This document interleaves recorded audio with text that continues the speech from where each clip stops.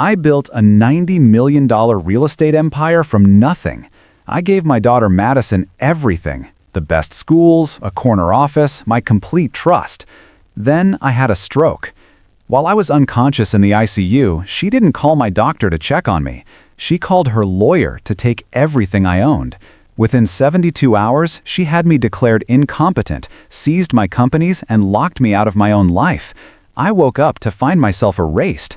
But Madison made one critical mistake. She never read the corporate documents I wrote in 1998, back when I was paranoid about losing control to a hostile takeover. Before we start, comment below where you're watching from. I want to see how far this story reaches. And subscribe, because you're going to want to see how this ends. The last thing I remember was the smell of burnt coffee and a sharp pain behind my left eye. Then, darkness. When I opened my eyes, the sterile white light of the hospital room blinded me. My head felt heavy, like it was filled with concrete. I tried to speak, but my tongue felt thick. I looked around, expecting to see worry on my daughter's face. Madison was there, sitting in the corner armchair. But she wasn't crying. She wasn't holding my hand. She was scrolling through her phone, a small, cold smile playing on her lips. A nurse walked in to check my vitals. "Oh, you're awake," she said, her voice overly cheerful. "Your daughter has been so efficient handling your affairs, Mr. Sterling. You're a lucky man." I looked at Madison. She finally looked up, her eyes devoid of warmth. "Rest, Dad," she said softly. "I've taken care of everything. You don't have to worry about the business ever again." I didn't know it then, but those words were a death sentence for my life as I knew it. She hadn't just handled the paperwork, she had initiated a coup. My empire was already gone. Recovery was slow, but my mind cleared faster than my body. 2 weeks later, I asked for my phone. "I need to call Marcus," I rasped. Marcus was my CFO, my right hand for 30 years. Madison shook her head, pouring herself a glass of water from the pitcher by my bed. "Marcus isn't with the company anymore, Dad. We had to make some modernizations."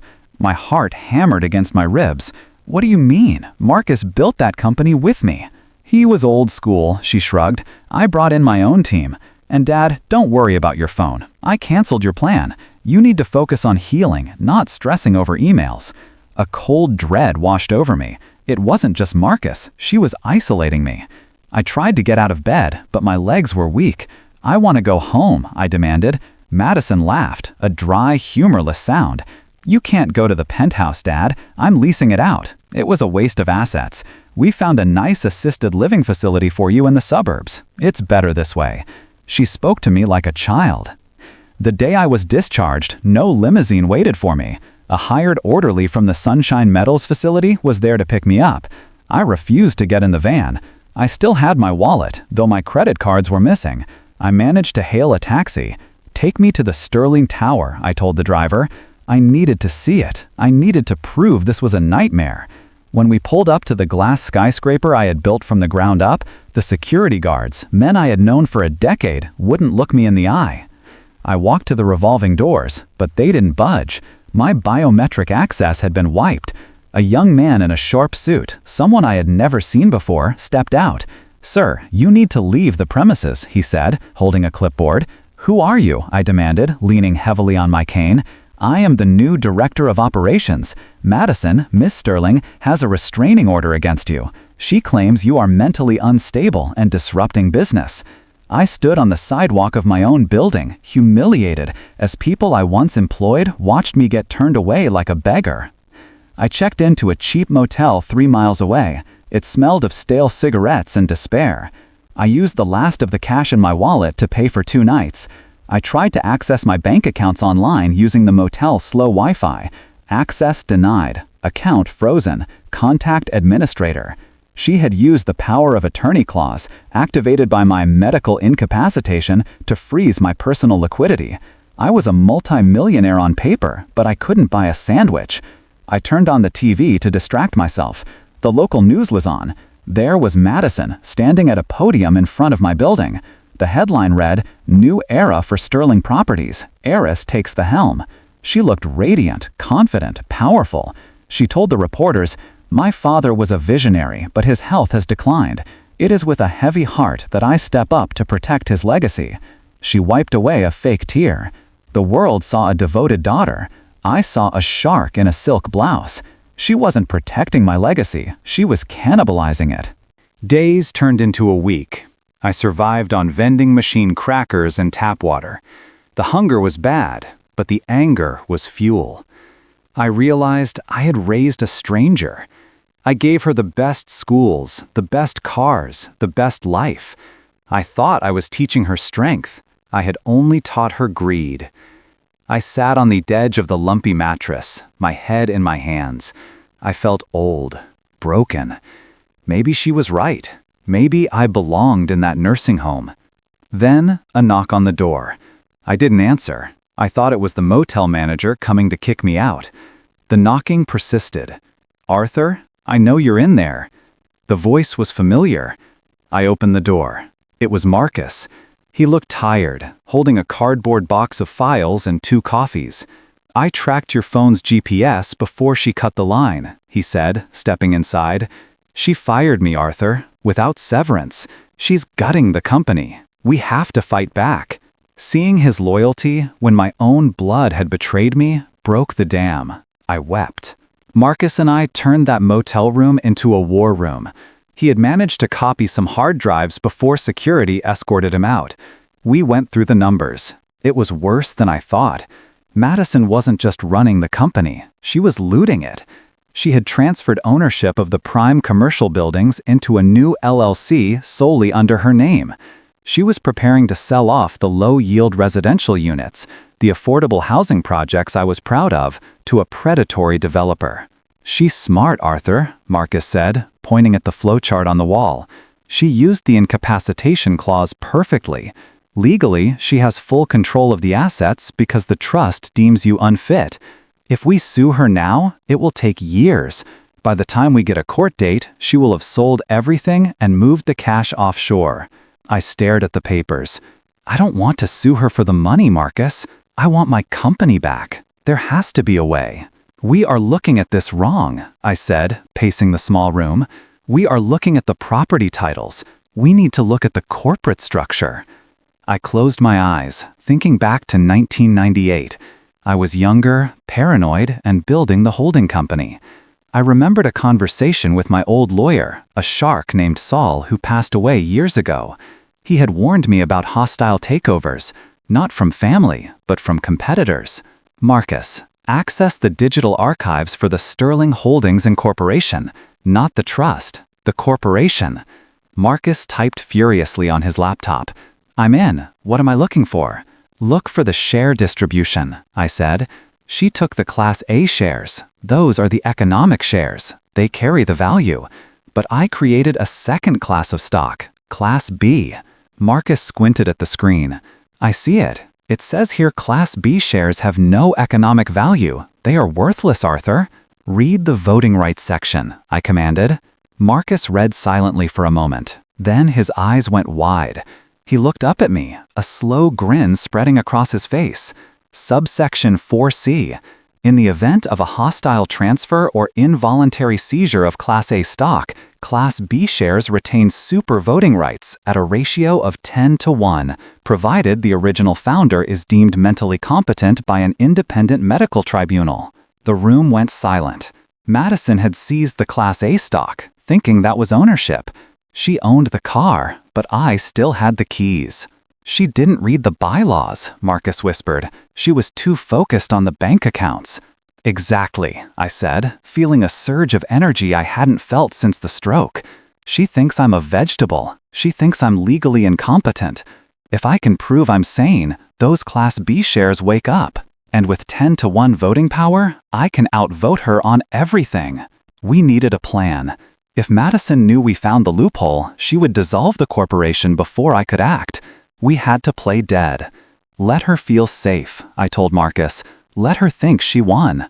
We decided to stay in the shadows. I would remain in the motel. Marcus would feed false information to his old contacts, saying I was deteriorating rapidly and losing my memory. Meanwhile, I needed a psychiatrist. Not just any doctor, but a court-certified forensic psychiatrist who could testify that my mind was sharp. Marcus found Dr. Evans, a woman known for being impossible to bribe. We set up a secret appointment. I spent the nights memorizing the company's financials, history, and every legal statute relevant to my case. I had to be sharper than I was 20 years ago.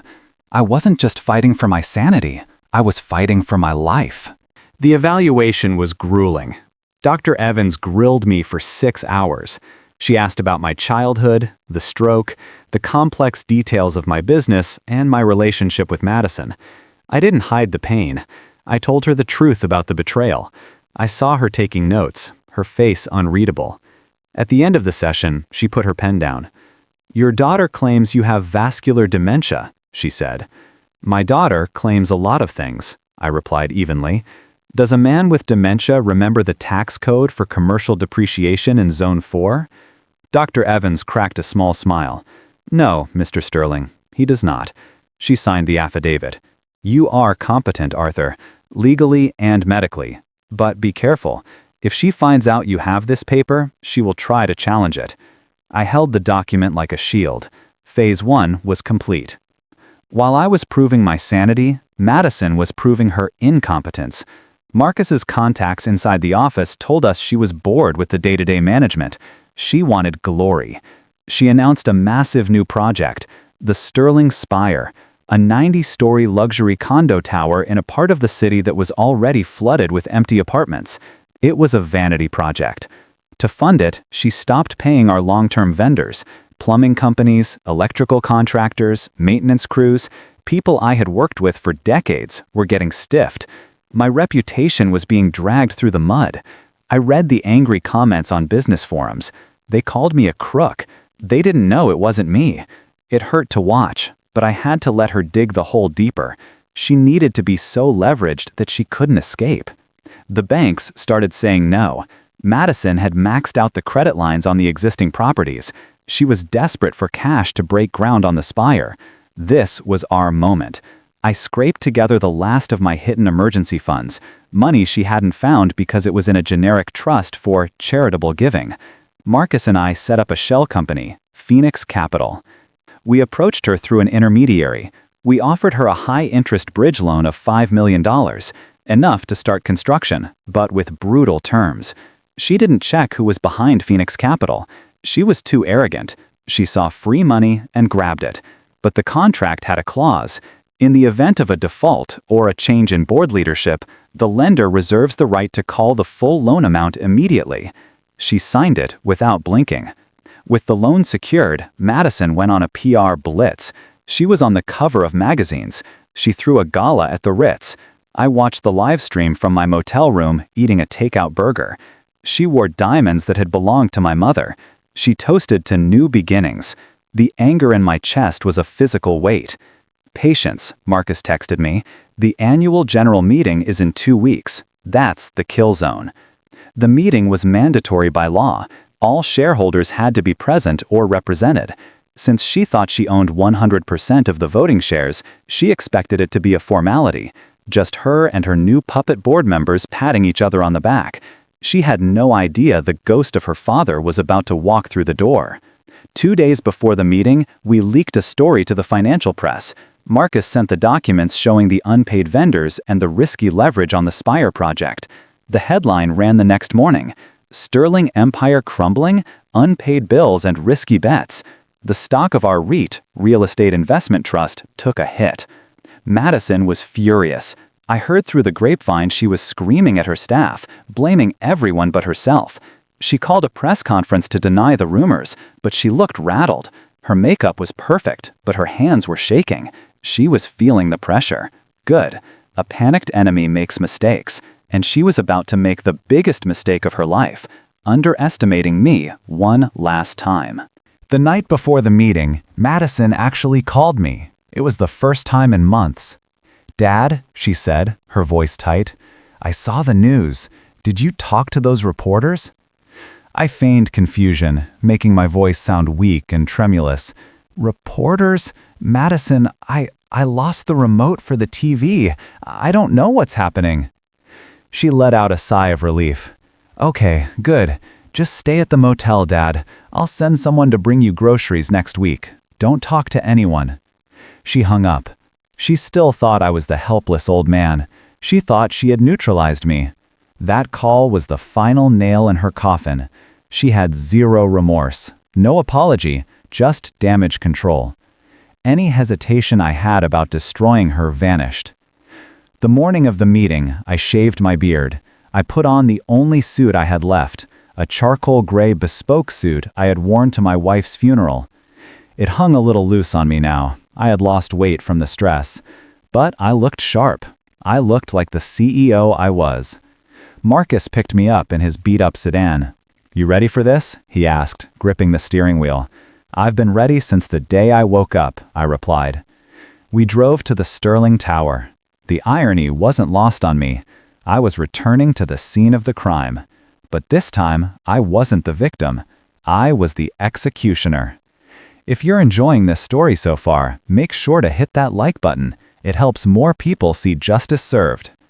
We walked into the lobby. The new security guard stepped forward to stop us.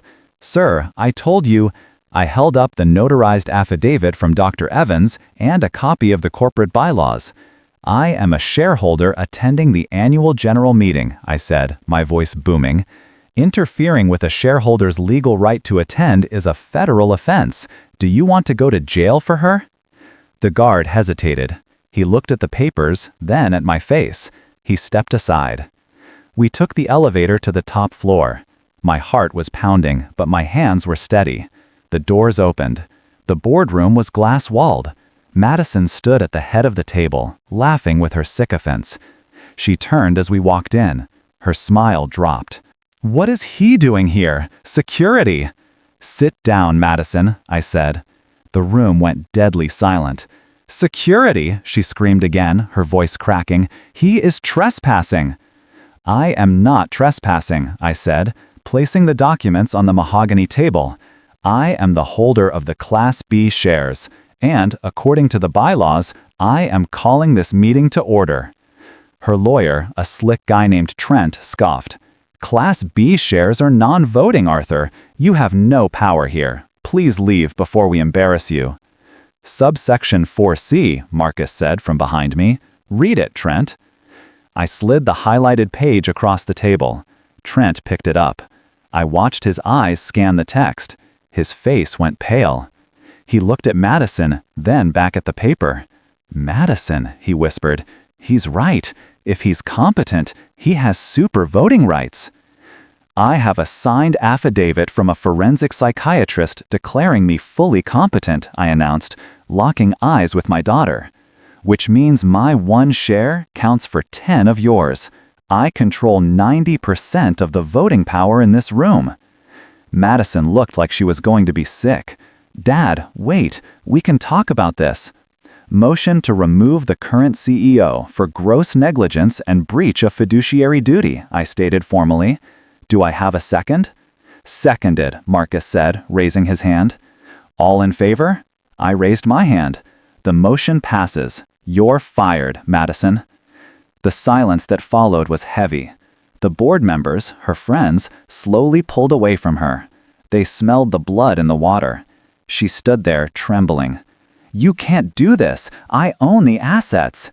"You own the LLCs," I corrected, "but the holding company owns the LLCs, and I control the holding company. Pack your things." She tried to fight. She refused to leave the room. "I'm not leaving. This is my company," she shrieked. It was pathetic. I looked at the security guard, the same one who had let me up. "Escort the former CEO off the premises and revoke her access immediately." The guard nodded. "Yes, Mr. Sterling." Watching her get led out of the boardroom was the moment I thought would feel like victory. It didn't. It felt like surgery. Necessary, painful, and leaving a scar. But we weren't done. She still had the money she had siphoned off. The next day, Marcus and I went to work. We audited everything. The damage was severe, but salvageable. But now came the second blow. Remember Phoenix Capital, the shell company that loaned her the $5 million? Since she was no longer CEO, the change of leadership clause was triggered. Phoenix Capital called in the loan. Madison received a demand letter for $5 million, payable within 48 hours. She didn't have it. She had spent it on down payments and lifestyle. And because she was arrogant, she had signed a personal guarantee. The corporate veil was pierced. The creditors, me, could now go after her personal assets, her penthouse, her luxury SUV, her bank accounts. Everything she had flaunted while I was rotting in a motel was now up for grabs. Her lawyer called mine. She wants to settle. No settlement, I told Marcus. Proceed with collections. It was brutal. I watched from a distance as her life was dismantled piece by piece. The news cycle turned on her.